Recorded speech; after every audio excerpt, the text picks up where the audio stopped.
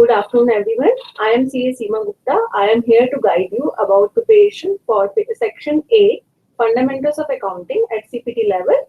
All of you students are going to appear for December 2016 examination, and I am here to guide you about how to crack CPT examination. Section A is very important because it's a practical portion of your paper. And if you score well in this section, you will definitely be able to clear CPT examination. So now, without wasting much time, let us proceed to the tips for effective preparation and how to strategy for how to face the CPT examination. I have prepared a small PPT, which I will be showing you. I will be taking you across the PPT. In between, I will be taking the queries, which you will send me, as well as many other important issues, many other important queries which have been raised by the students in past and which are important for you to understand. Those aspects also I will try to cover in my PPT. So let us move to the PPT.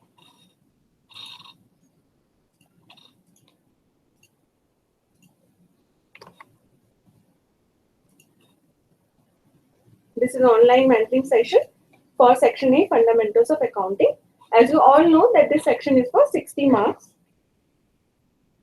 You note the disclaimer statement. We have the student learning management system.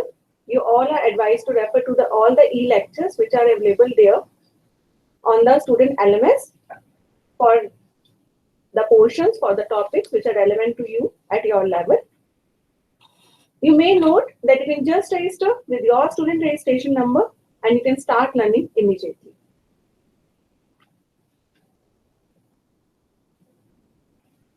These are the important notes which one can refer.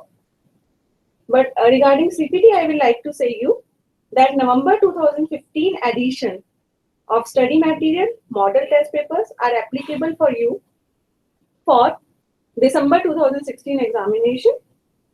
The relevant sections of the Companies Act which have been notified, they are also being made applicable to you and they have been suitably incorporated in that November 2015 edition.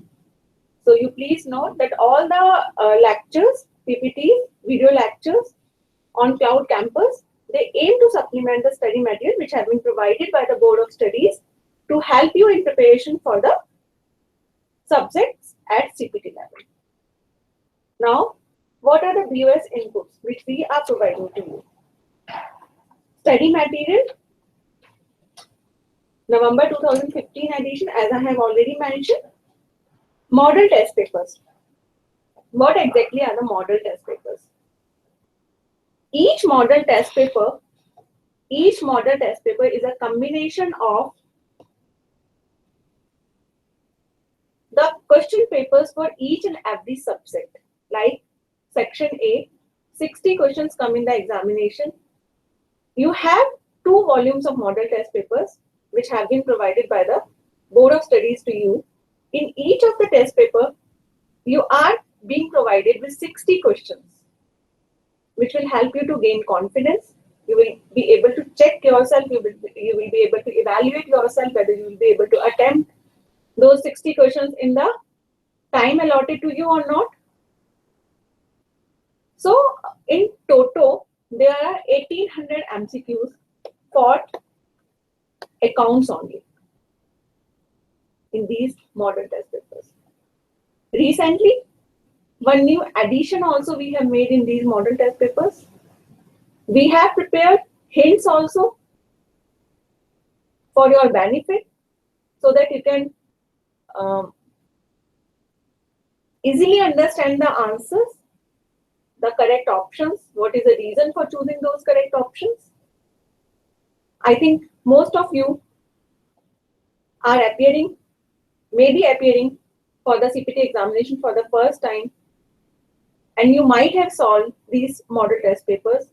Definitely, they have they should have gained you. They should have benefited you to gain confidence in to assess the level of preparedness in you. So these model test papers, I would like to advise you that you please try to solve them. If you have not done till now, you please try to solve them before going for the CPT examination. I understand there is now there is lack of time, but still how much as far as you can manage the time, you should go for it. Mock test papers, yes. The Board of Studies also gives you the mock test papers or the sample paper, you can say, or the guest paper, you can say, for your benefit. Just prior to the examination, we release 2 sets of series of mock test papers, and the students attempt. We also host the answers so that you can compare your workings, you can compare your answers and check yourself. We also release student journal for academic updates, but generally for your level, most of the changes we have tried to cover in the study material itself. We have our webcast also, how to prepare. We can refer those webcasts also. Cloud Campus, on Cloud Campus, we have e-learning sessions and video lectures, which I have already told you. You can refer them. DVDs also we are having, which contain all the important topics of the study material. Now, first and foremost, important question is, first and most important question is, how you should plan your study. It is very important to have proper planning. As you know, it is generally said that if you fail to plan, you will definitely fail to achieve success. So planning is a key. Planning is a route. It's a way to achieve success.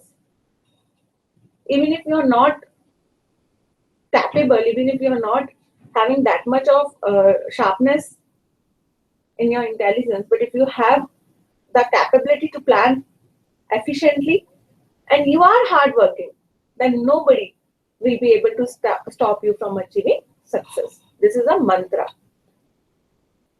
You should study all the topics in an integrated manner.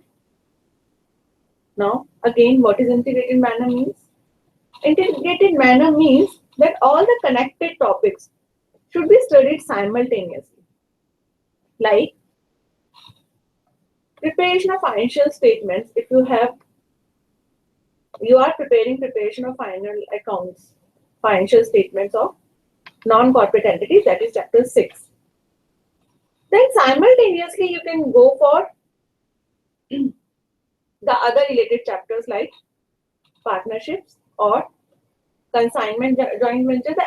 The main principles of how to calculate profit, how to make the adjustment entries, they will be used in many of the topics simultaneously. So you cannot say that all the topics are independent. They are in close boundary with each other. It's not like this. They cannot be studied in isolation.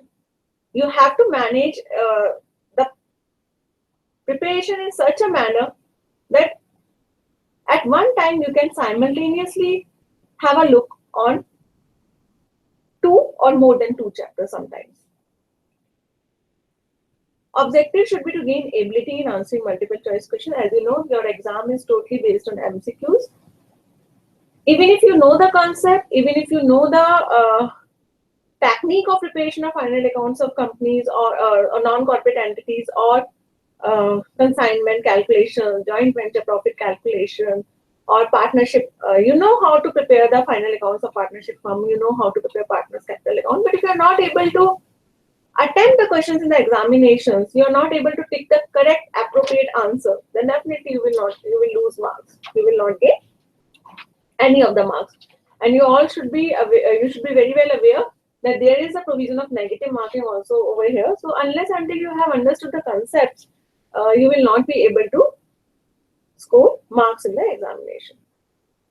You can prepare brief notes. This is a way of preparation. Each person may have his own technique of remembering, preparing notes. This is I have prepared it on the basis of the journal conception, on the basis of the general feelings of the students, but it may be different from person to person. You can translate your knowledge into brief notes. You can also prepare diagrams if you want. It will definitely benefit you at the point of later stages of preparation, that is in revision. It will take you less time at that particular point of time. All relevant notified sections of the Companies Act 2013 are applicable for December 2016 examination. I have already told you. Addition also I have mentioned. These are some generally asked queries which I am taking. Till the time I will get some more queries, I will be taking the queries which have been previously asked by the students in our previous sessions. How to study effectively and remember the concepts? The answer is, you can refer How to Face CPT Section-A Fundamentals of Accounting, and you can also understand the contents given in the study material point to point for each and every adjustment in our chapters. For each and every point, we have given a brief explanation, a brief theory, and then we have tried to cover it. We have tried to explain it through a small practical example. Then we have many MCQs also at the end of the chapter by way of self-examination questions. So, in total, what we are having is, we are having self-examination questions in each chapter also. We are having MCQs in the form of model test papers also. These all the questions, if you do properly, then there is no doubt that whatever question will be asked in the examination, you will be familiar with it and you will be able to attempt it. You should always remember that the questions will be based on the questions asked in the examination will be based on the basic level of knowledge which is expected from you at your level, and they will not involve any technical understanding of the concepts. What is the strategy for preparation? You have to acquaint yourself with the syllabus, assimilate all the knowledge inputs which I have already explained. What are the knowledge inputs? Plan your studies in a manner that you keep time for at least 2 rounds of revision after your study. And attempt as many as MCQs as you can, because practice makes a man perfect. If you have planned properly, you have practiced many questions, that success is definitely will be with you, and nobody will be there to stop you from attaining success. That's what I can assure you. Prepare necessary notes. If you want, it's up to you. If you want, you can go for that and keep yourself updated. There are total 31 topics in my study material for Section A. I will divide the chapters and then I will give you the brief hints for each and every chapter. Chapter 1 to 5. Chapter 1 to 5 is basically concentrating on the bookkeeping aspects, that is accounting cycle. What is accounting cycle? The entire process of recording transactions from bottom to top level. Means starting, the initiation process will be to pass a journal entry in the books of account and then preparation of financial statements. This is the entire complete accounting cycle, including rectification of entries, bank reconciliation, inventories and depreciation. Chapter 6 is the concept of chapter 6 is basically based on all the chapters 1 to 5. You will not be able to understand preparation of financial statement of sole proprietors unless you have understood the concepts given in bookkeeping aspects, that is accounting cycle. Chapter 7 covers accounting for special transactions like consignment, joint ventures, bill of exchange, sale of goods on approval. And chapter 8 is based on partnership. And the last one is based on company accounts. We are giving An introduction of company to you at this level, wherein how to pass the entries for issue of shares, reissue, forfeiture, issue of shares either at premium or at par. Count, as you know, that it is not allowed, it is not permitted by the companies at 2013, so it has been removed from the syllabus.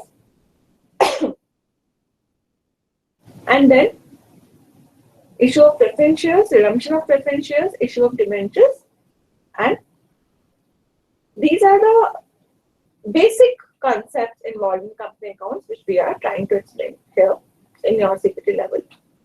However, the preparation part, preparation of financial statements of companies is not covered in your syllabus. That will be dealt with at intermediate level. So, we have to basically focus here up to the topics which I have told you. There are a lot of MCQs at the end of each chapter. There are 30 model test papers in 2 volumes containing 1800 MCQs. There are mock tests. These papers will definitely serve you as a useful reference while preparing for the examination. These are the topics which are there in your course: accounting and introduction, accounting process, BRS, inventories, depreciation, final accounts of non-corporate entities, accounting for special transactions like consignment, joint venture, bill of exchange, promissory notes, sale of goods on approval or return basis, partnership, company accounts. Company accounts, I have told you what is up to what level you have to study. Now, I will not explain each and every chapter in detail, but I will try to revise. I will try to help you in revising the concepts of all the chapters. I will give you the crisp, I will give you the complete overview of each chapter in a short span of time so that you can go through the contents once in your mind at a quick glance. What are objectives of accounting? This is the very first topic, chapter 1. Objectives of accounting means systematic recording of transactions, ascertainment of results so that you can find out profit or loss, ascertainment of financial position, as I have already told you, by preparing balance sheet at a particular point of time. How will you find out profit or loss? Profit and loss account. And how will you find the financial position? Through balance sheet. But you have to understand one thing, that P&L account is prepared for a particular accounting period.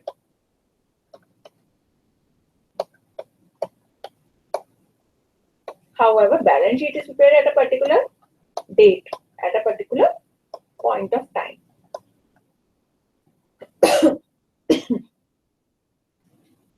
To know the solvency position, also, the preparation of financial statement is very important. It helps us to judge whether any particular business entity has sufficient funds to pay off its liabilities or not. What are the objectives of bookkeeping? And what is complete recording of transaction? What is its significance? Complete recording of transaction is very important. As you know that our accounting is based on double entry system. For each debit, there must be a corresponding credit. For each credit, there must be a corresponding debit. You must remember, whenever you pass any entry, whenever you prepare any entry, you post to 2 different accounts, then the debit and credit must definitely match. Otherwise, the trial balance will not gel, the balance sheet will not gel, and it will be a huge mess. So, complete recording of transactions will help you in ascertainment of financial effect on the business also.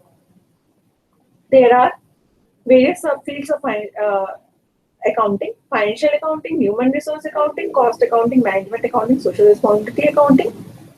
The other aspects of accounting read in the later courses of your CA curriculum.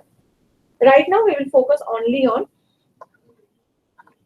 financial accounting in this paper. Chapter 1 also has little overview of accounting concepts, principles, and conventions. As you are all aware, that accounting concepts are the basis of preparation of financial statements. They are the soul for preparation of financial statements. Very rightly said that they are the foundation. The concepts are the foundation. They are the base on the basis of which the financial statements are prepared. Accounting principles are rules and regulations commonly associated with procedural aspects of accounting. Consistency for application of any procedure is very important, because if you have not consistently applied anything, then how will you compare your financials? How will you compare your financials of any particular period with subsequent periods, or how will you compare the financials of Mr. A with Mr. X or Y or so on?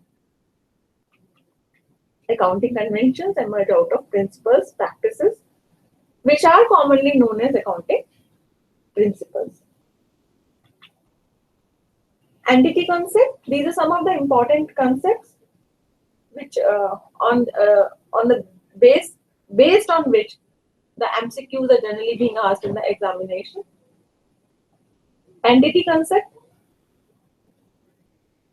Business entity and the owner, the proprietor, they are being treated as two separate persons.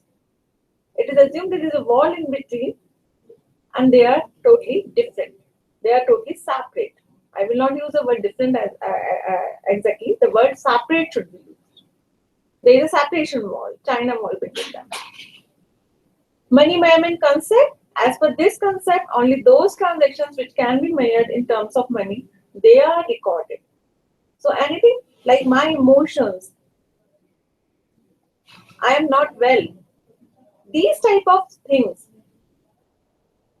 I am mentally depressed, the accountant is not well, the owner is hospitalized. These type of transactions, these type of aspects will not be recorded in our accounting books. What is periodicity? Periodicity means, as you know, that the business runs on the principle of going concern. It is assumed that the business will not wind up and it will go on continuously for longer periods of time.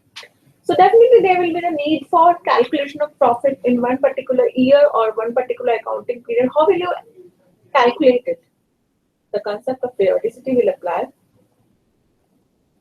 The accounting periods are divided. The time frame is fixed, maybe 1 year, maybe 6 months, or maybe quarter, on the basis of which the financial profit or loss is computed. What is meant by accrual?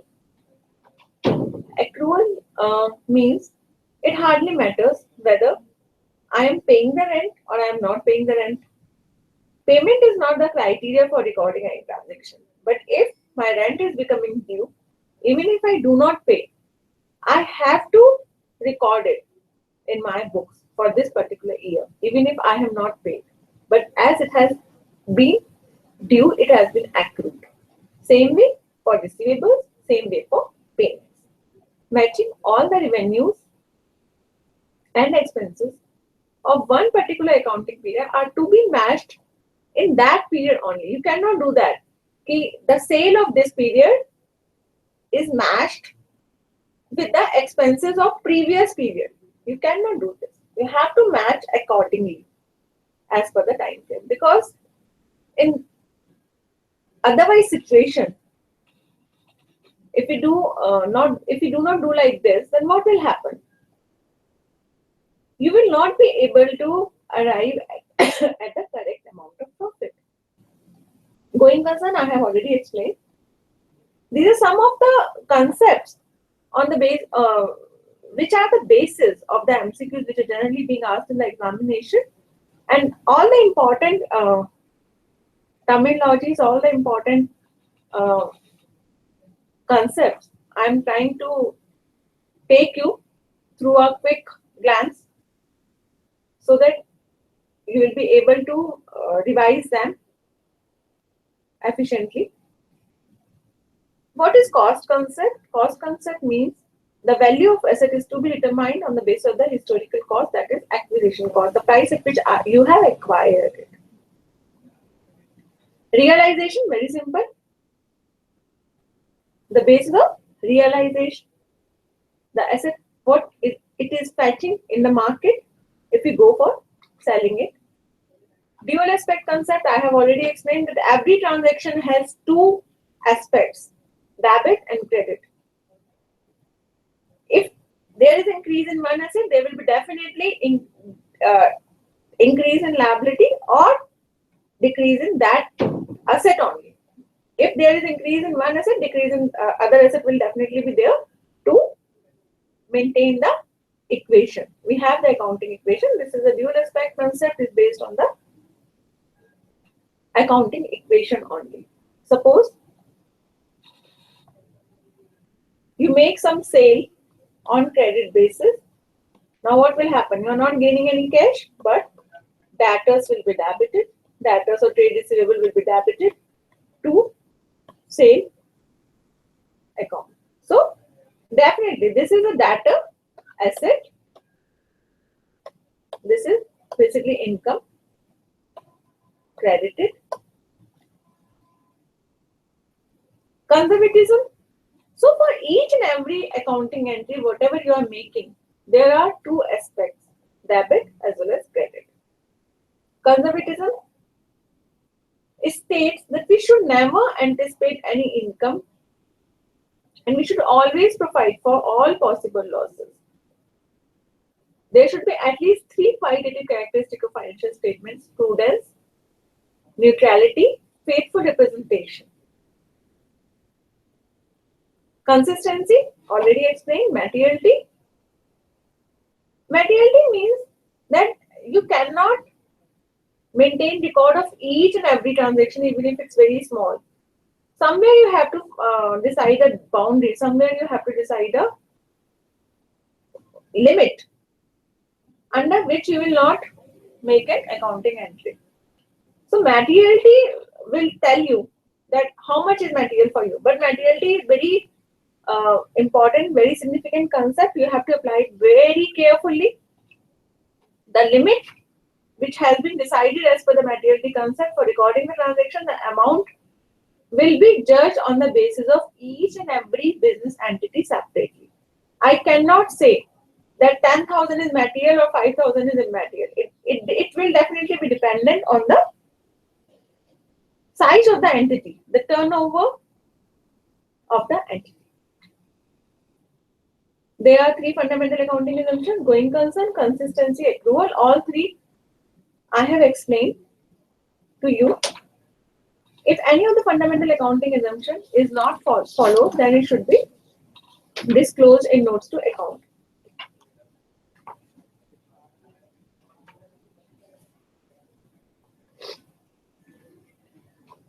These are the qualitative characteristics of financial statements, which have been well explained in the study material: understandability, relevance, reliability, comparability, materiality, faithful representation, completeness, substance over form. Accounting standard. They are written policy document as they have been issued by ICAI in India, that is Institute of Chartered Accountants of India.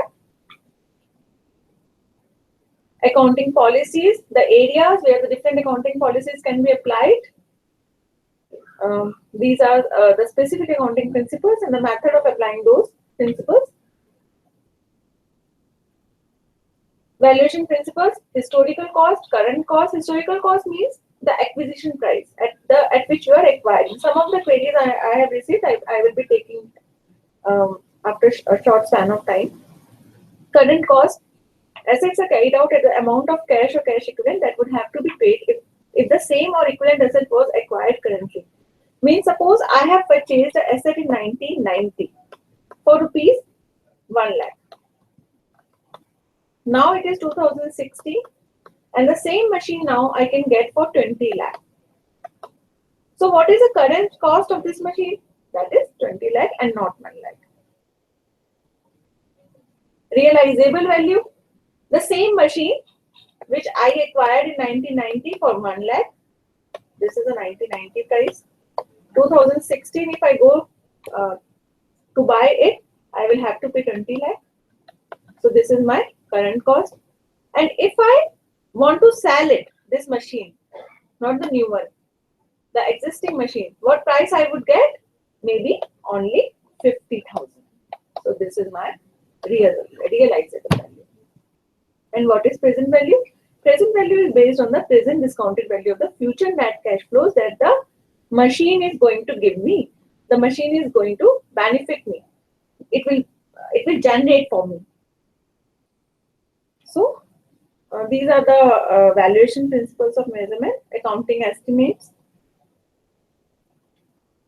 Now basic accounting procedure. Let me take some of the queries which I have received in between, then I will move again to the other chapters. Yeah. Miss Nazal, you have asked me about how to prepare accounting subject in just 1 month time. You are saying that how to prepare the subject, how to tackle the examination. I don't know what is the level of preparedness for you at this point of time. Definitely yes, you have a limited period of days now, maybe 28 or 29 or 30, I have not counted. What can you do now is, if you have read most of the concepts of the study material, if you have not prepared 1 or 2 chapters, that hardly matters, you leave it for the time being. Whatever chapters you have prepared, concentrate, focus on those chapters only. We have 30 model test papers in which we have given sufficient number of 60 MCQs in each model test paper. That means we have around 60 into 30, 1800 MCQs. Even if you are not able to attempt all of them, you can at least do 9 model test papers or 10 model test papers.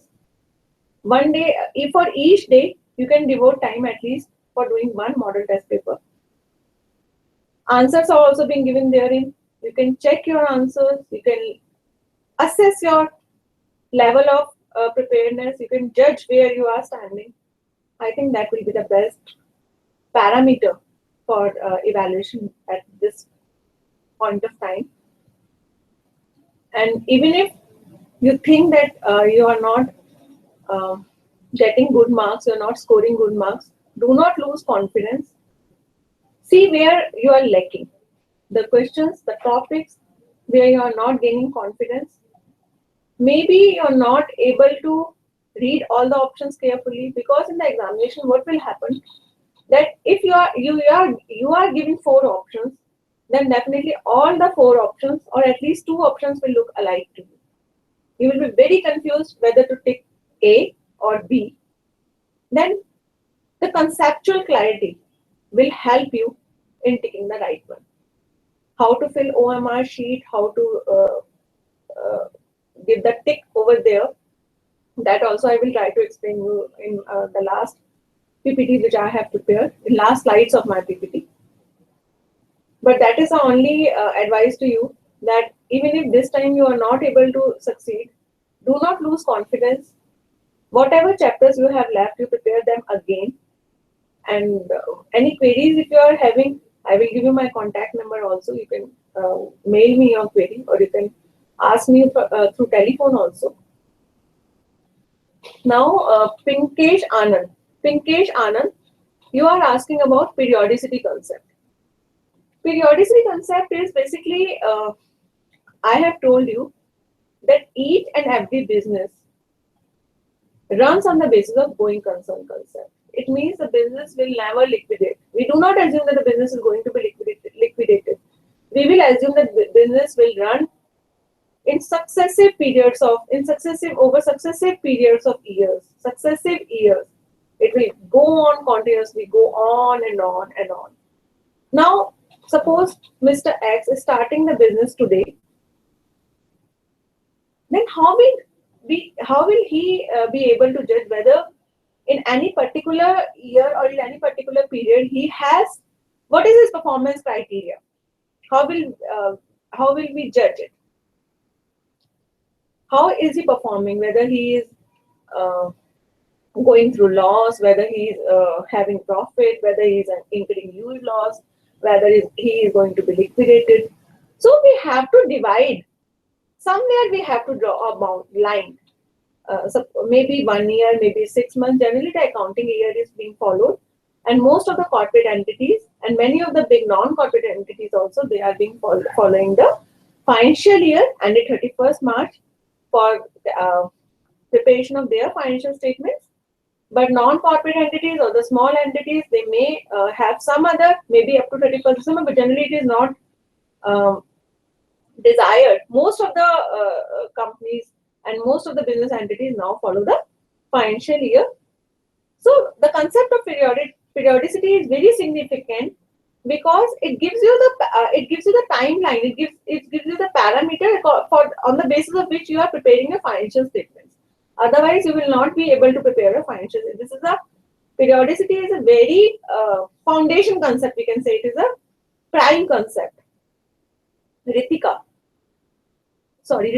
you are also asking about how to prepare for in a very short span of time. I think I have already explained that if you have prepared for the topics, then there is no issue. You can revise the concepts through the model test papers, or you can prepare some notes. If you have prepared some notes, then you can revise through them. But if you have not even read the topics at all, it depends whether you had commerce in 12th or not. If you had commerce in 12th, so I think most of the topics in CPT, they are 90 or 85% syllabus.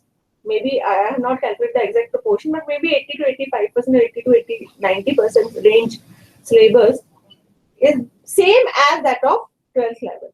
Maybe the level may be a little bit more because it's the CA curriculum, but still, if you have done through commerce, then I think 80% you have already studied. You are just required to revise. But if you do not have commerce at that particular point in time, then definitely 1 month time is very less. You can revise in 1 month, but you cannot prepare.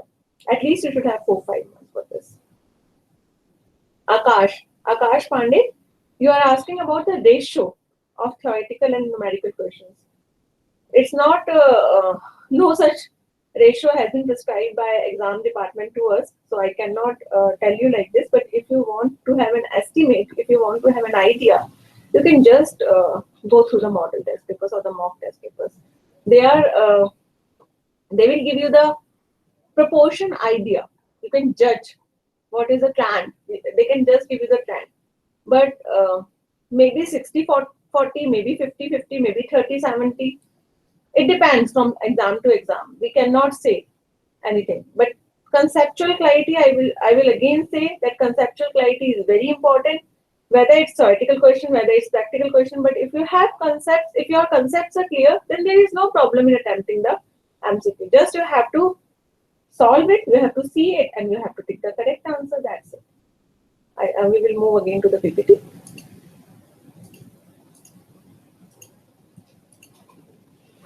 Basic accounting procedure. Basic accounting procedure is basically chapter 2. I will not waste much time on this chapter. This chapter is very simple and most of the students are quite comfortable with this particular chapter. Many of the students do not ask queries from this chapter, so I will just skip most of the PPTs here so that I will be able to, otherwise I will not have time to concentrate on the concepts which are more important and the examination strategy which I will like to discuss with you. These all we are familiar with. Let us take it.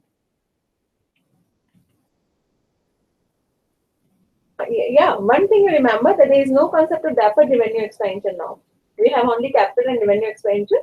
So please make it a note. Even if in your earlier editions or in your 12th standard you might have read deferred revenue concept, you please remember that there is no such concept now. It may be either capital or it may be either revenue only. Receipt also, revenue receipt and capital receipt. Contingent asset, contingent liability. Contingent asset may be defined as a possible asset that arise from past events and whose existence will be confirmed only after occurrence or non-occurrence of one or more uncertain future events not wholly within the control of the enterprise. Contingent liability. Contingent liability arises from past events and the existence of which will be confirmed only on occurrence or non-occurrence of one or more uncertain future events not within the control of the enterprise. An enterprise should not recognize a contingent liability. It is shown generally under the balance sheet as a footnote. Provision, you all know, any amount written off or retained by way of providing for depreciation or diminution in the value of asset or retained by way of providing for any known liability, that is provision for warranty, provision for guarantees, provision for penalties. What are errors?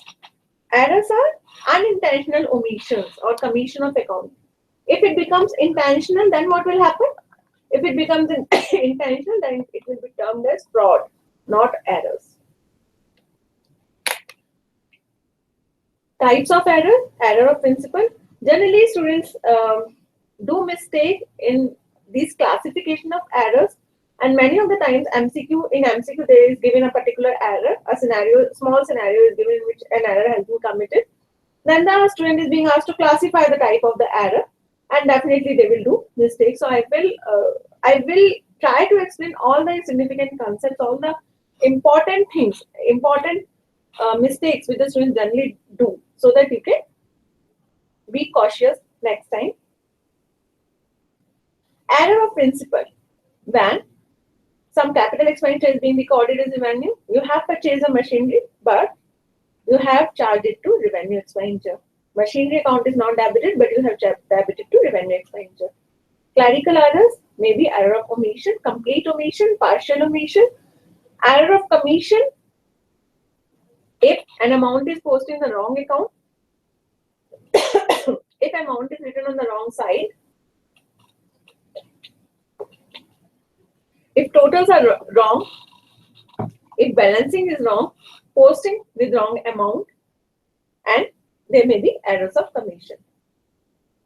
So, in total, there are, in nutshell, we can say that there are more, concisely, if we say that there are two types of errors: errors of omission and error of principle and error of commission. Sorry, three types of error. In nutshell, I will say error of principle are simple, error of omission may be partial or complete, error of commission, any other type of error will fall under this category. BRS is simple. It's a statement identifying and reconciling the difference between bank balance as per cash book and bank balance as per passbook. These are all the concepts which are very well explained in study material. Valuation of inventories. What is the purpose of valuation of inventory? To determine true profits, to ascertain financial position on a particular date, to know what is the liquidity status, because stock is treated as a most liquid asset. Whenever you have any contingency, you can sell stock and you can have cash. And compliance with AS2. What is the principle for valuation of inventories? Cost or net realizable value, whichever is less. Cost or NRV, whichever is less. NRV means the price at which you can sell it. And if you have any selling expenses, they will also be deducted from your selling price to determine NRV. What is meant by cost? Cost excludes storage cost, interest cost. Cost will include only those costs which have been incurred till the time the goods reach godown. Methods of inventory valuation, specific identification. Specific identification is only possible when the goods are not interchangeable. The goods are not interchangeable. Suppose in your inventory you are having 10 types of pens. You cannot issue Parker. You cannot issue Parker in place of Renault. But if you have only Renault pens, whenever the requisition comes, you can issue whatever Renault lot you can issue. There is no restriction because the Renault pens are interchangeable. FIFO versus LIFO. FIFO means first in, first out, and LIFO means last in, first out. The stock which has come into last will be issued first, and it is the reverse one. Periodic inventory. It's a method of ascertaining inventory by taking actual physical count of all the inventory items in hand at a particular date. You do not maintain any ledger, you do not maintain any register. You just count the inventory whenever you want to take the value of inventory. But in perpetual inventory system, it's a system of recording inventory balance after each receipt and issue. You maintain a proper ledger. More inventory control can be exercised under this system. As I have told you, it's mere physical inventory system. And here you maintain the register or the ledger.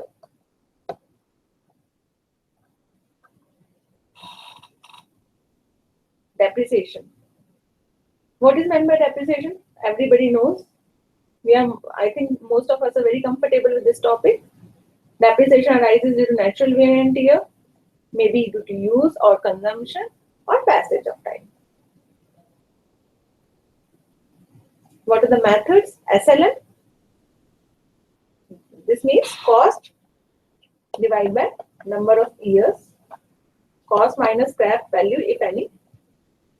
Reducing method or written down value method. In this, what will you do? You will have to charge the depreciation on the reduced balance every year. In reducing balance method, you will never be able to arrive at the zero amount. Some value will definitely be there after any particular number of years you will have. Sum of year digit method, simple method. You will see how many years. Suppose there are 10 years of useful life. First year, second year, third year, you just add and then you divide by 10 and you will get the depreciation for each year. Annuity method, sinking fund method, machine hour method. Machine hour method is basically based on is useful in the factories. It is generally based on it is generally calculated in the machines which have the machine hour specified, and on the basis of the machine hours you calculate depreciation. Annuity method is based on the annuity rates. You just apply the rate, whatever is being given to you. It's connected with interest rates. Production units method, when a particular machine specifies that this much of production units it will produce, then definitely the cost of machine may be 1 lakh and the number of units it can produce 10,000. Whatever number of production it has in one particular year, whatever units it will produce, that will be the depreciation. Depletion is generally used in mines. In mines only this method is particularly used. Change in method of depreciation. Whenever any change in method of depreciation is made, depreciation should be recalculated in accordance with the new method from the date of asset coming to use till the year of change. This is very important. And one more thing is the deficiency or surplus arising from change in method should be debited or credited to P&L account in the year in which the method of depreciation is changed. Suppose as per SLM, you have provided 10,000. Now you want to shift over to WDV. For the previous years, as per WDV, the depreciation is 12,000. So there is a shortfall of 2,000. In the immediate year, when you are changing the method of depreciation, you have to provide 2,000 and charge it through P&L. Preparation of final accounts of sole proprietors. Trading account, P&L. One more account is being prepared, manufacturing account. in case of manufacturing units. But in non-manufacturing units, we prepare only trading and P&L. All the direct expenses come here in trading, and all the indirect expenses come here in previous. In all the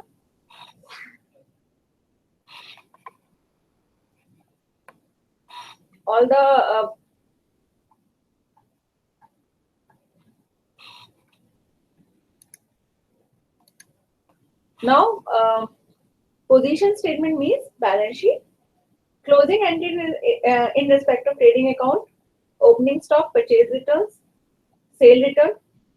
Now one very important question I would like to ask you: if closing stock is given in the trial balance, what will you do? Generally, closing stock is not given in the trial balance. If closing stock is given in the trial balance, will it appear in the trading account and in the balance sheet also, or what will happen?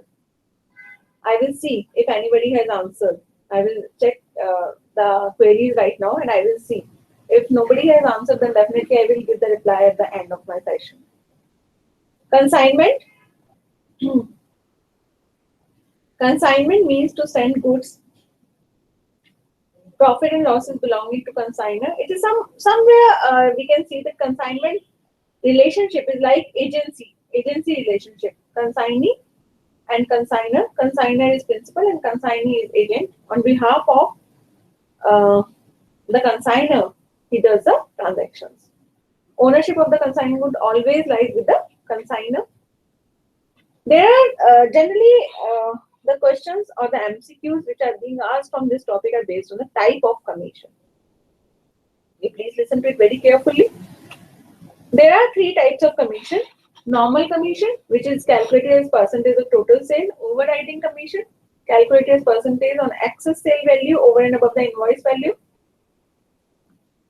Overriding commission means percentage of total sale. Suppose a consignee has made 10,000 sale, rupees 10,000, and his commission is 10%. Then definitely he will get 1,000, no issue. But if he is being asked that overriding commission after 10,000, whatever is surplus, if he sells the goods at 12,000, up to 10,000 he will get 10%. But if he sells the goods above 10,000, then he will get 2% overriding commission. Then what does it mean? If he sells for 12,000, then this 1,000 he will definitely get. 12,000 minus 10,000, that is 2,000. 2,000 into 2%. That means 40 rupees. Additional 40 rupees he will get. He will get 10,000, 1,040. And what about del trader commission? Del trader commission means any bad debts risk will be borne by the consignee. It is calculated on whatever sales, not only on credit sales. Suppose he made 1 lakh sale and del trader commission rate is 5%. Then he will automatically get 5,000. Generally, the people get confused and they think that as it is due to the risk involved in credit sales, it will be calculated only on the basis of the credit sale, not on the basis of the total sales. But it is not like this.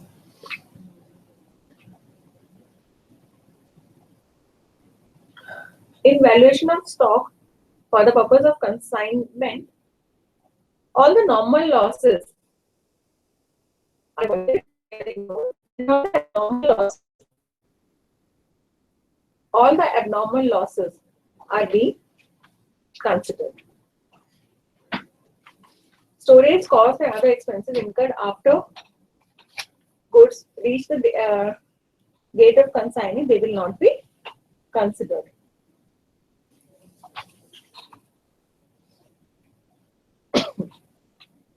Joint venture. Joint venture is somewhere connected with partnership. It's like temporary partnership. Some of the queries I have also received, but I think I will take all those queries at the end. Till that time, some more queries also will be obtained. Then we will be taking the queries at the end only. Now I want to explain few more important concepts or the topics which I want to discuss. Let me discuss them, and then I will take all the queries at the end of my session. And please do not ask very straight questions. Do not ask some explanation on the methods or something like that. They have been well explained in the study material. If you have any confusion, or if you have any doubt, or if you want to ask something from the discussion which we are having, you are most welcome. But for the concept, for the theory portions which have been well explained in the study material, please, it's my suggestion to you that please do not waste time on asking those queries, because it will waste your time as well as my time. If I will explain, then definitely all the students' time will get wasted. These are the methods of accounting for joint venture. There are procedures, there are methods, maybe separate books maintained, maybe separate books not maintained. I'm not going to explain in detail because they have been well explained in the study material. The one chart is also being given in the study material. Diagrammatic presentation is also there in the study material. You can go through that. Bills of exchange and promissory note, difference. What are accommodation bills? Accommodation bills means bills drawn by one trader on another for mutual help. Suppose Mr. A is in the need of funds. He does not have any funds. He can go to Mr. B and ask for money. Then they have some mutual settlement. They have some mutual arrangement. They will be called accommodation bill.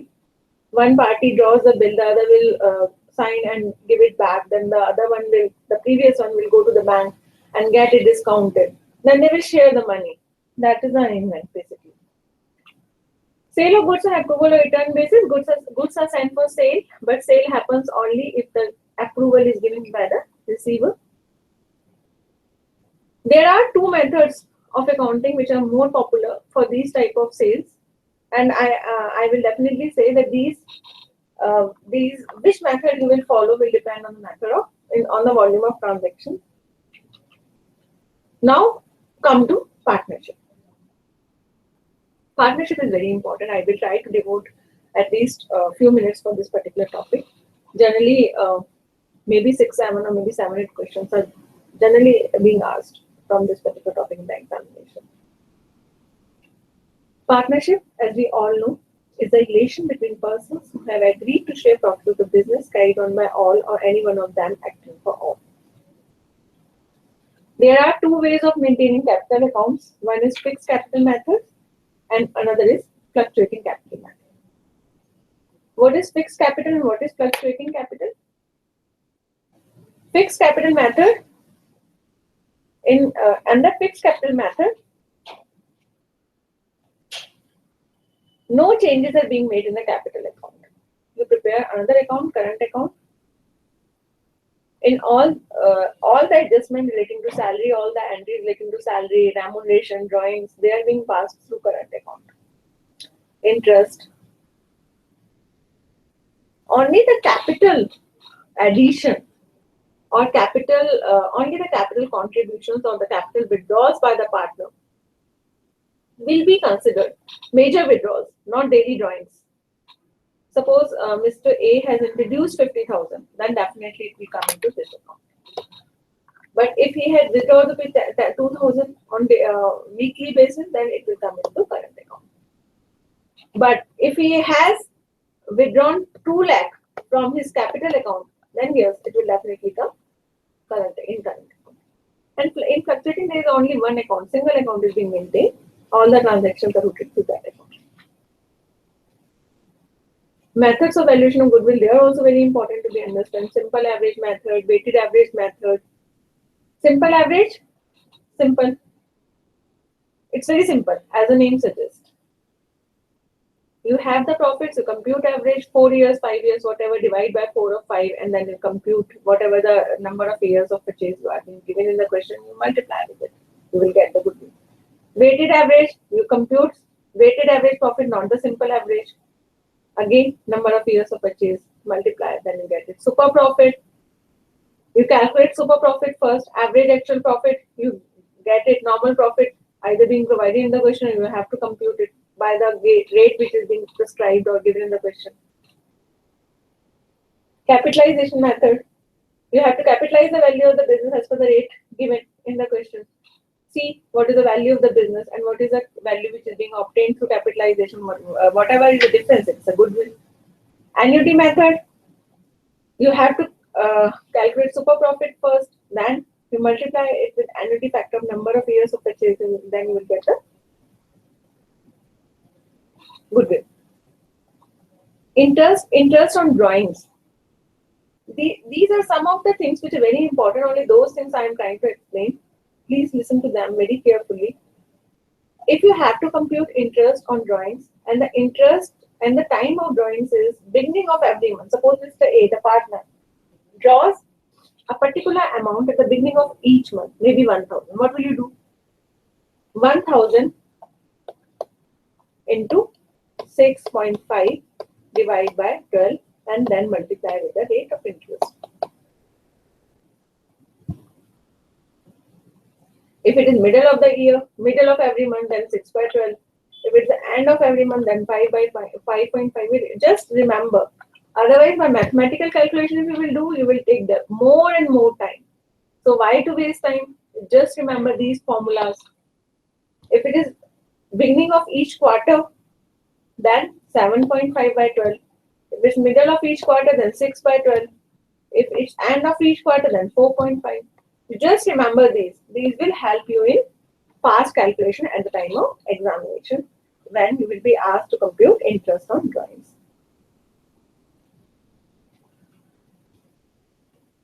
JLP. Many of the students are not comfortable with JLP. Also, many of the times I have received queries. I will explain in very brief. What is exactly JLP? JLP means life insurance taken on the partners together. And what is a purpose? If suppose a partner dies, then his family will come to you and ask his share in the capital and profits whatsoever. They will ask for dues. His representatives will come to you and ask for dues. He cannot say no. They have already suffered the death of a family member. It's a difficult time for them. What will you do? You will have to pay them. But if out of two partners, one partner dies and his share is around 50 lakhs, and the value of the business is around 1 crore or 1.25 crore, then what will happen? The business will not be able to survive. If suddenly one partner dies and we are required to pay 50 lakhs to his family, then entire business will suffer. We have our transactions, we have debtors, creditors, we have all the things which are going simultaneously. We have employees. We can't, at one point of time, such a huge cash we cannot withdraw from business. We cannot draw from business. Then what is the alternative? Generally, partnership firms take policies for this particular purpose. In that case, they take joint life policies. If one partner dies, they get the money from the insurance company. It will definitely help them to give the compensation to the deceased partner, to the family of the deceased partner.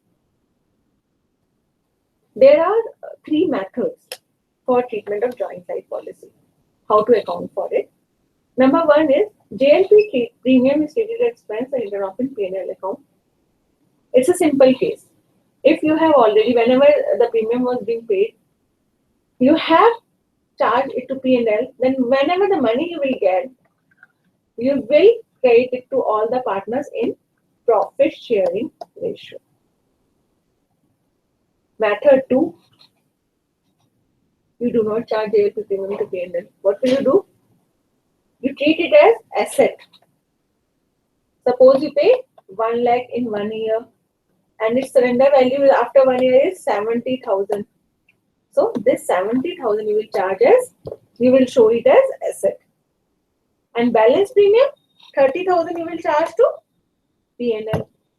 Now at the time of death, if suppose you get 2 lakh,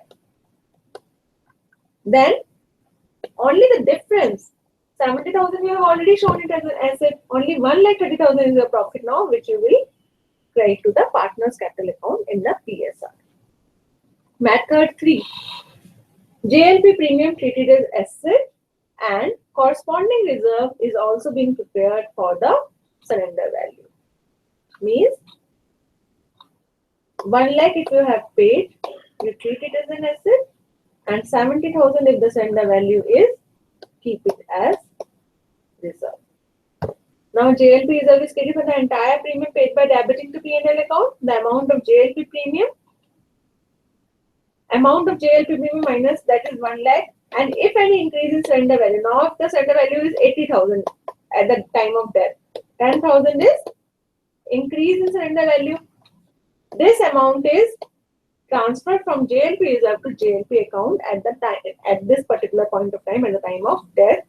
And at the time of death, full maturity amount, whatever amount you are getting, maybe 10 lakh or maybe 9 lakh, that is transferred to partners in their PSR. Now come to the last one, company accounts. Company accounts is very important topic. Again, partnership and company accounts are two bulky chapters. There are two bulky chapters in your study material, but they are simultaneously very important. I will say, out of 60 questions, maybe 6 to 7 or maybe 6 to 8 questions are generally being asked from these topics. So please give more attention to these topics while preparing for the examination. What is issue for feature?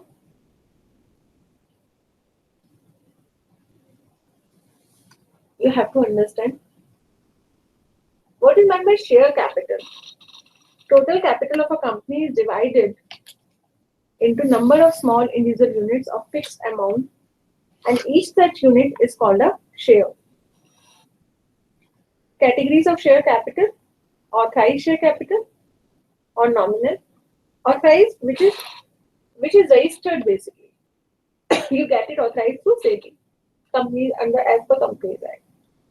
Issued, whatever you have issued and subscribed. Maybe you have issued 1 lakh at rupees 10 par value, but people have subscribed only for 50,000 shares at rupees 10 and called up maybe 50,000 into 5 and maybe paid up 49,500 into 5. Reserve share capital. It is generally not used in the questions, but reserve share capital is a portion of the share capital which may be called in time of contingency, but otherwise is generally not called. It is in the nature of reserve. What is the utilization of securities premium account? It's very important because it has there has been amendment in this as per the new Companies Act 2013.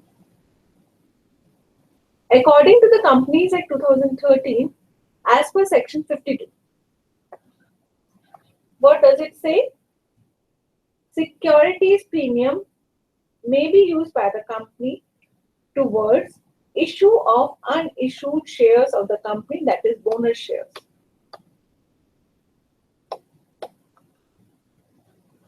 To the members of the company as fully paid bonus shares. To write off preliminary expenses of the company. What is meant by preliminary expenses? There may be some share issue expenses. Before the company gets incorporated, there may be certain expenses. So these type of expenses are called preliminary expenses. To write off expenses of or commission paid or discount allowed on any of the securities or debentures of the company. So whatever type of these expenses may be, you have allowed certain discount on debentures. As I have told you that right now the shares cannot be issued at discount, but there is nothing mentioned about debentures. So debentures, we can just presume the debentures can still be issued. To provide for premium or redemption of redeemable preference shares or debentures, and for the purchase of its own shares. For the purchase of own shares, you will be understanding in the later stage of your course, because generally the debentures are being purchased for the purpose of their redemption. Sometimes shareholders fail to pay the amount due and allotment or calls. Total unpaid amount on one or more installment is called calls in arrear or unpaid calls. Some shareholders may sometimes pay a part or whole of the amount not yet called up. Such amount is known as call in advance. If we have asked from 1,000 shareholders to pay 5 rupees per call per share, then it may happen that out of these 200 shareholders may not give this call. So this is call-in area. And maybe 100 shareholders for 100 shares might have given next call of ₹5 in advance. This will be called calls in advance. The term forfeit actually means taking away of property on breach of condition. So forfeited share means, I will explain you through an example only. Let us skip with the theory. I will explain you through an example. Suppose ₹10 share I have issued, and the procedure for payment was ₹2 at allotment, ₹3 first call, and ₹5 second call. If this ₹5 is not being paid by 100 shares, by the shareholders having 100 shares, then what I will do as a company? I have got ₹500 from them, this and this, but I have not received this, my final call. What will I do? I will forfeit. I will send them letters for 2-3 times. They will not deposit the money. I will forfeit their shares. After forfeiture, I will have these 500. I have surplus. I can reissue those shares, and if I reissue those shares at ₹5, then I will be at no profit, no loss. If I will be selling them below 5, I will be at loss, and if I will be selling them above 5, I will be at profit. If I will be selling them above 5, then definitely the surplus will go to capital reserve account. This is the profit on reissue of forfeited shares. It will be called reissue. Further sale of forfeited shares is called reissue. So I may be having profit at reissue, I may be having loss. If loss, I will definitely transfer it to P&L account. If profit, to capital reserve. Redemption of preference shares. Issue and redemption of preference shares is governed by Section 55 of the Companies Act 2013. You need not remember section numbers. I am just saying, just for the sake of my convenience, because I am more comfortable while speaking, having any discussion. To quote the section number, I get more comfortable, but for you, it's not mandatory at all. As per Companies Act 2013, on the redemption of redeemable shares out of accumulated profits, it will be necessary to transfer to CRR an amount equal to amount repaid on redemption of shares. This also I will explain you through an example. Suppose I am redeeming 1000 preference shares at ₹11. ₹1 is premium on redemption.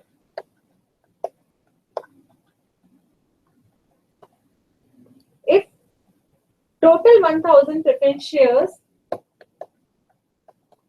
at 10, ₹1 is premium, I can charge from any of the premium account. I can charge from my previous securities premium also, if I am having the balance. For the nominal value of the preference shares which I am redeeming, I have to transfer the amount to CRR. So this definitely either from P&L account or general reserve account, I have to transfer to CRR, capital redemption reserve, to maintain my capital intact. It is generally said that while redeeming the preference shares, the capital structure should not get disturbed. Any particular entity, any particular corporate entity may redeem a number of shares at a particular time, at a particular point of time, and definitely the entire balance sheet will get disturbed. So, Companies Act has maintained the provision specifying that either for the face value of the preference shares which you are redeeming, or the nominal value of the preference shares which you are redeeming. Either you issue fresh equity, then this is not required. If you issue fresh equity, then this is not required. You can just raise a fresh equity bank account debited to equity. 10 lakh, 10 lakh. Their purpose is being solved. The capital is being maintained. They will not ask you to transfer any of the amount to CRR. But if you are not issuing any fresh equity and you are just redeeming preference shares to the sources of your own funds, maybe by selling your investment, by utilizing your own previous profits, then this entry is mandatory requirement. You have to pass this. Got it? And if it is in part, then no issue. If it is in part, maybe 50% here, 50% here, you can pass the proportionate entries. Both entries you can pass at that particular point of time. Partly called up, this is very important. Please understand, please note it, make it a point, make it listen, and please make it a note that partly called up preference shares cannot be redeemed unless they are being fully paid up. If you have some partly paid up shares, and if you have, suppose you have ₹6 partly paid up shares, you have asked only allotment, you might have asked 3 and 1 call money for 3, ₹4 is still pending to be. First of all, you have to ask for this ₹4. Make them fully paid up, then only you can redeem. Otherwise, you cannot do this thing like we are supposed to get 4, we will release ₹6 only. ₹4 we are simultaneously releasing. We are not we have to take, then we have to give back. No, you cannot do this. You have to take and then you are supposed to give back. Methods of redemption of fully paid up shares, I have told you, maybe you can issue fresh equity by capitalization of undistributed through CRR, and by combination, I have told you, any proportion, maybe 50-50, maybe 40-60 or whatsoever. Sources, from where you will get the sources? If you do not raise equity, you can issue debentures or you can sell investments to provide sufficient funds. Debenture, what is the difference between debenture and equity share? Equity share is basically, equity shareholders are basically the owners. They are the, and they are, in case of any liquidation or whatsoever, they are supposed to bear the losses. But debenture is basically, it's in the nature of debt instrument. Debenture holder will be at very less risk. Even if you are liquidating, they are secured. Most of the debentures are generally secured. A debenture is a bond issued by a company under its seal acknowledging a debt. So this is the main difference between debenture and equity. Debenture and share.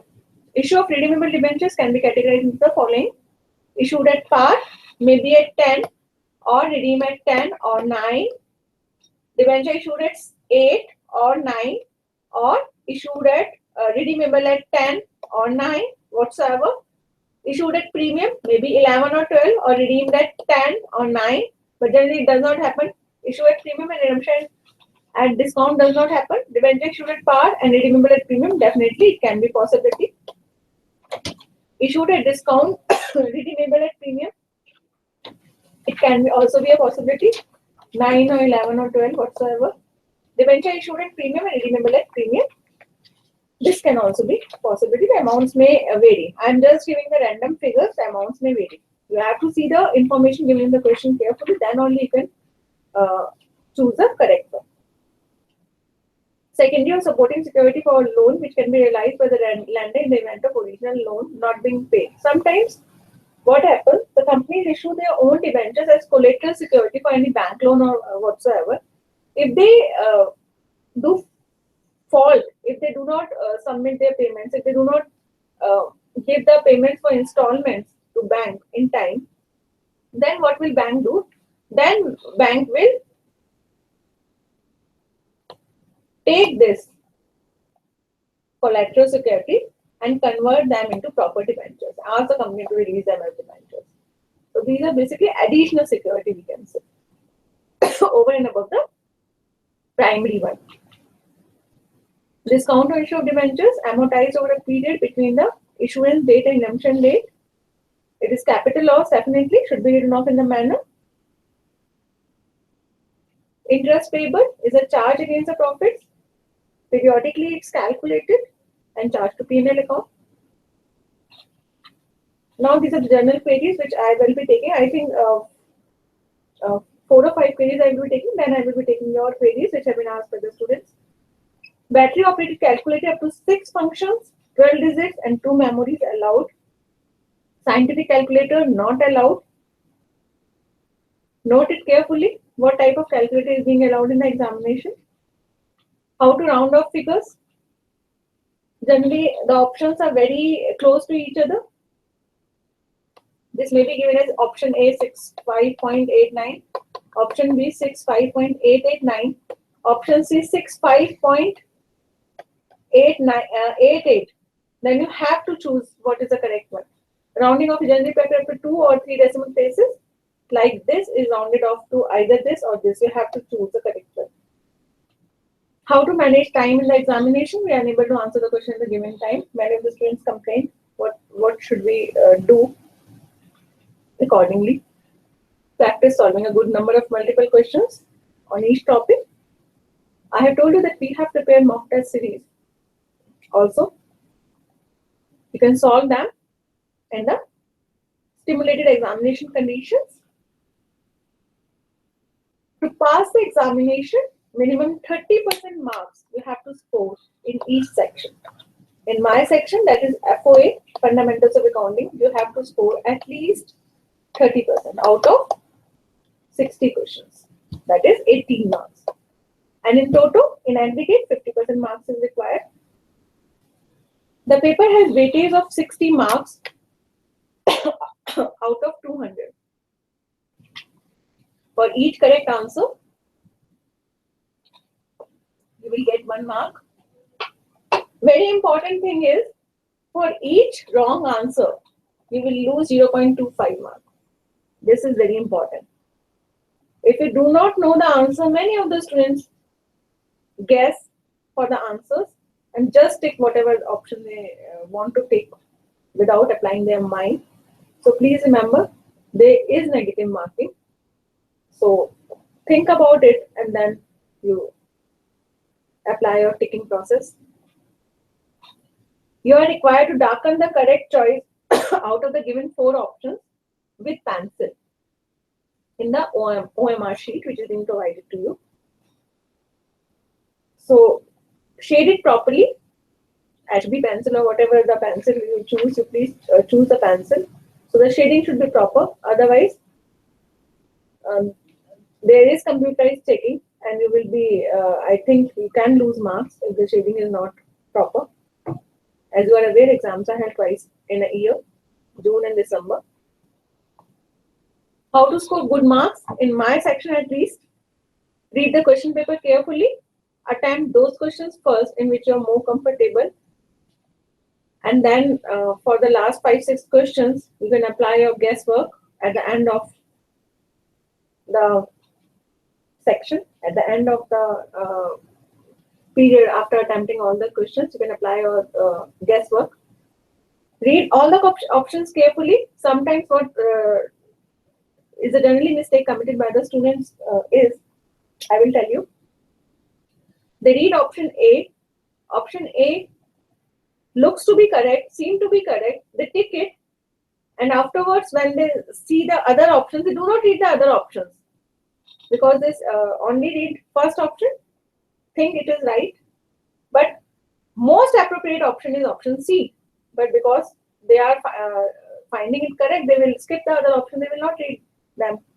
But as I have already told you, that you are not required to choose an option, you are required to choose the most appropriate, most fitting option, which is fitting most suitably to the question given. Avoid guessing and select the most appropriate answer to the question from the given choices. I will advise you to avoid guess, but if you want to do guessing, leave it for the last session, last minutes. Write correct information, asked in the OMR sheet, mark the answer by darkening the circle. Circle must be completely filled because in computerized taking, there may be problem here. Sometimes the students do half shading. Now the evaluator, the computer does not know whether it's correct, whether it's incorrect, what is the shading. So as it is not humanly evaluated sometimes, you have to be very careful. Multiple darkening of circle should be avoided. Many students would, they do not know the answer. They do darkening in two boxes. So don't be over smart. Don't try to be over smart. The systems of the institute are also very smart. For each correct answer, 1 mark will be awarded, and for each wrong answer. Now, I will, you please, first of all, I will not move to again the PPT. Then I will be taking your queries only, whatever time I will get. I am holding this PPT, I am holding this slide for a while. You just note my mail ID, my contact number, and my junior faculty also is there, Asha Verma. You note her mail ID and her contact number also. These are my direct landline number. 0120 is our STD code. So whenever you have any difficulty with my study material or model test papers, any issue, any query, whatsoever it is, you may call us or you may write to us, and we will definitely clarify your queries. We will be happy, in fact, to clarify your queries. I think you might have noted. We are moving to the queries now.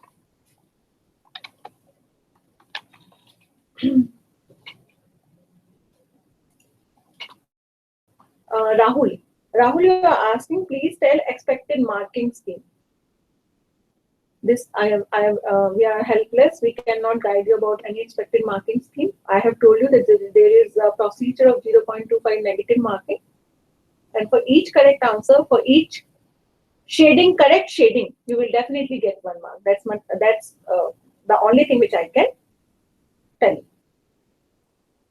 Patel Smriti, you are asking, what is meant by amount of draft?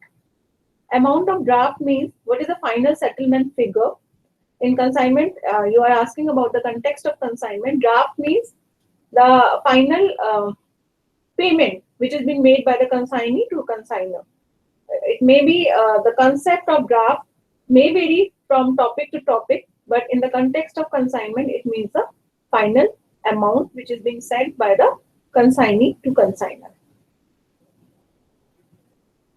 Durgesh Goyal, if a person drawing today's method, not a monthly, how can we treat this? Your query is not clear. If a person drawing today's method I think you might have been asking that if a person is not giving that he is drawing on monthly basis or whatsoever on first day of each month, if he is being taking daily, you might be asking that. If he is taking daily, then also no issue. You have 1,000, 2,000, some particular amount he is charging, he is taking daily on daily basis, then what you can do? You can just multiply. You can just add the total amount. You can just multiply the rate and then you get the rate. Suppose there are, he is taking on daily basis, suppose 1,000 rupees. Then how many days are there in a month? You can compute the number of days and you can then apply the rate of interest. But these are, actually there is no problem in interest computation, whether it's beginning of the month, end of the month, mid of the month. You can simply applying mathematical technique, you can always calculate interest. But whatever the methods I was telling you, but basically shortcuts to avoid time. How can you simply calculate? That was the only thing. Otherwise, by long procedure, you can always do that. There is no as such difficulty. Patel Smithy, you are asking about hidden goodwill. Hidden goodwill is basically the goodwill which is being computed. Like suppose one partner, the incoming partner is paying some premium. You're not, as such, you are not having any goodwill, but if he is paying some premium and he is paying premium to the existing partner for the sake of goodwill, then you can calculate goodwill on the basis of the profit. Suppose he is giving 1,000 and what is his share of profit for which he is coming into the firm. You can compute the value of goodwill according to that method. That is basically hidden goodwill. I think there are a few questions also based on that in your study material also. Roshni, you are asking, when goodwill is not given in the question, it has to be calculated on the basis of the total capital of the firm in PSR. When goodwill is not given in the question, then it has to be calculated on the basis of the total capital of the firm. Definitely yes. Basically, the calculation of the goodwill will depend on the basis of the facts given in the question. What method you will apply, how you will calculate goodwill, that will all depend on the data which is being provided to you. I will not say this method will apply. You will have to see the data. You will have to see the information which is being provided in the question. Feasibility of the method will only be possible after judging the information given in the question. Otherwise, I cannot say like this. In forfeiture, how to find capital reserve, I have already explained to I had already explained, Sangeeta. I had already explained to you that whatever amount you have forfeited, that much amount is basically surplus with you. Till that particular point of time, till that particular amount, you can bear the loss. Maybe 400, 500. If there is profit, then definitely that profit will go to capital reserve. There may be loss on reissue of forfeited shares, or there may be profit. Maybe you're not understanding it. You just read, I do not remember the page number, but just read chapter number 9. In that chapter, you go to the para of reissue of forfeited shares.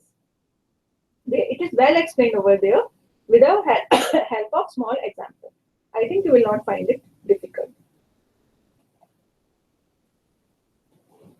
Ayush Gupta, you are asking, any amendments in course in June examination? No, there is no as such amendment. Only thing is that the November 2015 edition is applicable this time for December 2016 examination, and all the amendments, all the sections notified of the Companies Act 2013 have been duly incorporated in my November edition. So that is the only thing. Monica, you are asking about the expected questions that may come from every chapter. No, I cannot say any range. I cannot say the weightage of any. There is no weightage has been specified for any chapter. That's why I am saying again and again.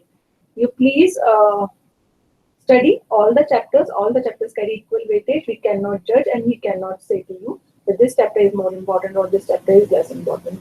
So please do not waste time in judging or guessing about the weightage, but focus on the contents of the study material as well as on the concepts, which will definitely, the understanding of the concepts will definitely help you in attempting the MCQs. Ritika Gupta, I face problem in depreciation because it contains a lot of formulas. How can I prepare it? The formulas are not there are not many formulas. SLM, WDV are simple. There may be some formula in annuity and other methods. You can try to prepare notes for that chapter. I think that will help you. Some of the formulas, then definitely you have to remember, Ritika, there is no other choice. Some of the year digit method, annuity method, machine number, production unit. Some of the methods are very simple. I think you will be able to analyze. You will be able to remember them quickly. But 2 or 3 methods you have to remember. You have to learn them. Okay, there is no other technique for that. What is the treatment of joint life policy? Ritik Raj, I have told you, Ritik, I have told you that there are 3 methods of accounting treatment for JLPs. All these 3 accounting treatments I have already explained in my PPT in very brief. I have not taken the example due to lack of time, because if one example I take for JLP to explain JLP accounting treatment, then whole 1 hour will be wasted. Whole 1 hour will run through that only. So I think many of the other students will not be interested in that. May not be interested in that. You read the JLP theory which is given in the study material. If you do not explain, then you can call me or you can mail me. I will try to explain you through phone or mail, and through simple words only. I think you will be able to understand. It's not as such very difficult to be understood.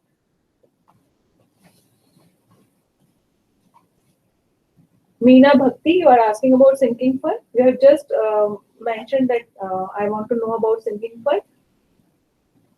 Enough theory portion is given on the sinking fund method in my study material, plus one illustration is also there. One or two illustrations I think are also there in the study material. You read it. If you are not able to understand, then I am here to guide you. But I think after reading, it's very simple method. You might have studied it in your CBSE level also. But still, if you find difficulty, I am here to guide you. You can mail me. I will explain you. But you do not read the theory, but you understand it through with the help of the example which has been given in the study material. Illustration is given. You read. You understand the illustration first. Then I think the theory will be understood. Jitendra Hotwani. How to ensure minimum 50 marks in section A. Jitendra, there is no such procedure or there is no such tip which I can give you that how to score 50 marks. I think if you have understood the concepts of accounts, if you have understood my syllabus, and if you have practiced many MCQs, if you have practiced sufficient MCQs, you have attempted MTPs, you have attempted mock tests, I think you will be able to score. There is nothing, many of the students score. It's nothing difficult.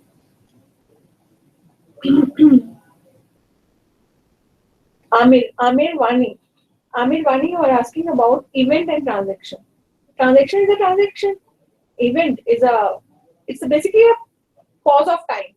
And transaction is suppose sale of goods, purchase of goods. And event is you are preparing a balance sheet at a particular point of time. So basically, event is the effect, and the transaction is the transaction. Purchase, flow of goods, sale of goods. I think it's very simple and it's well explained in the study. I do not know why you are asking such simple queries. Chandra Prakash, you are asking the difference between conservatism and cost. According to cost concept, we maintain all our assets account on the basis of the cost only. And what is meant by conservatism is you have to provide for losses, but you have not to book for any of the future gains, any of the prospective gains. As a chartered accountant, we generally believe in conservatism only, and we try to estimate all the future losses and gains, but account for only for future losses, not for gains. So that is the main concept of conservatism. And our preparation of financial statements, our most of the accounting terminologies are based on the conservatism only. Many of the students are asking about sinking fund, annuity, difference in annuity and sinking fund. These are very well explained in the study material. Please read it before. Then there are illustrations also being given in the study material. I think you will be able to understand it. In sinking fund, the main thing is that we prepare a sinking fund for the purpose of purchase of new asset also. When the old one will be retired, when the old one will be disposed, then definitely we will be having the cash crunch. So under sinking fund method of depreciation, a fund also is being maintained for that purpose. This is the basic difference between sinking fund and annuity. Under annuity, there may be fund or there may not be fund. Annuity fund method we can also use, or maybe we do not have. So this is the main. I think I have taken most of the queries which the students have asked. If you have any other query, I have already given my mail ID, my telephone number. I am Seema Gupta. My mail ID is seema@icr.in. So you please raise whenever you have any query. You can mail me. I am here to guide. I think most of the queries I have tried to resolve, and the session might have proved beneficial for most of you. And I hope that you perform better in the examination. Best of luck for the coming examinations. Hope you will score good. Thank you.